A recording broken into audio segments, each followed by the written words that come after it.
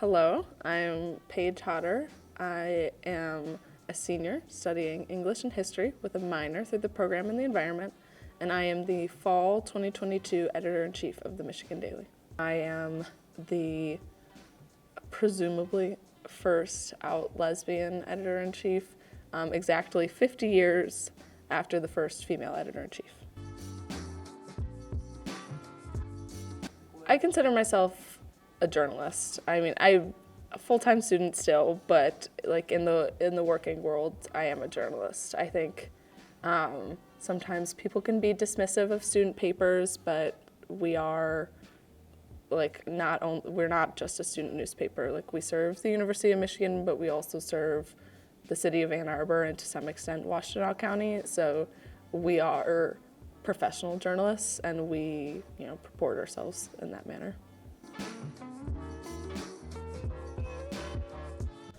After I joined the Daily, I think I came in to the University of Michigan knowing I wanted to do something with like writing or editing or something like that, but also I got caught up a little bit in the what's a realistic job. And so I was taking poli-sci and econ classes, and I was going to go to law school, because aren't we all going to go to law school?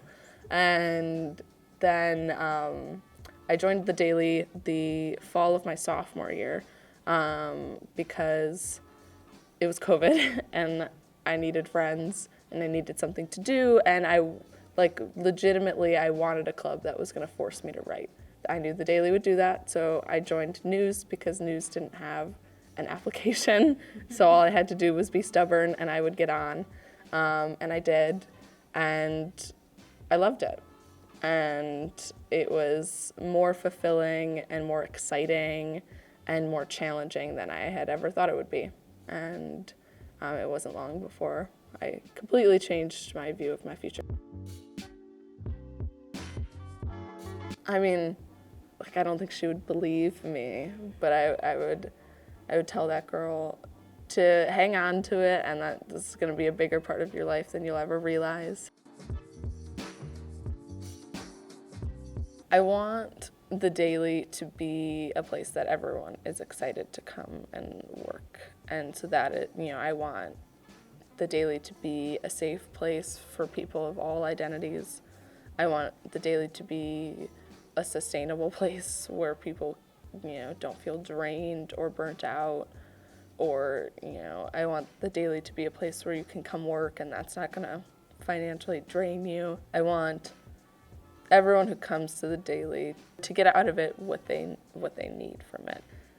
We've created something really special here this year, and it really is fundamental to being able to get work done, because I think a majority of the people I work with trust that I have their best interests in mind, the best interests of the paper in mind, trust that I'm doing work that they can't see, and that trust is really meaningful because it makes conflicts into conversations instead of accusations, because they know even if something has happened that they don't like, that there wasn't no reason behind it, or there wasn't malice behind it.